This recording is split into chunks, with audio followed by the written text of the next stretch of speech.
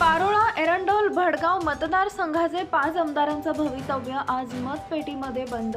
तसेच अधिक माहिती अशी की आमदार चिमणराव पाटील यांचा मुलगा अमोल पाटील, सतीश अण्णा पाटील, माजी मंत्री डॉक्टर संभाजीराजे पाटील, हर्षल माने व माजी खासदार एटी नाना पाटील यांचं भवितव्य आता दिनांक 23 तारखेला कोण आमदार बनेल, कोण निवडून येणार याकडे सर्वांचं लक्ष लागून आहे।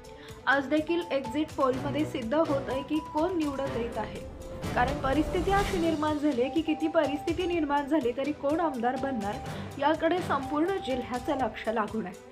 पोलीस अधीक्षक यांच्या मार्गदर्शनाखाली उपविभागीय पोलीस अधिकारी व पोलीस निरीक्षक सुनील पवार यांनी आज पोलीस बंदोबस्तात ठेवल्यामुळे निवडणुका कुठलाही गालबोट न लागता शांततेत पार पडल्या। कुठलाही वाद न होता आज पारोळा तालुका एरंडोल तालुक्यातील अनेक ग्रामीण भागामध्ये वातावरण बिघडल्याचं चिन्ह दिसत होतं, परंतु कायदा सुव्यवस्था असल्या कारणास्तव कुठलाही प्रकार घडला नाही।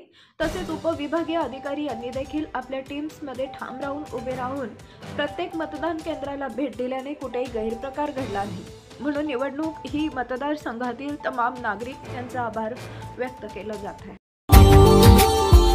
Subscribe now and press the bell icon.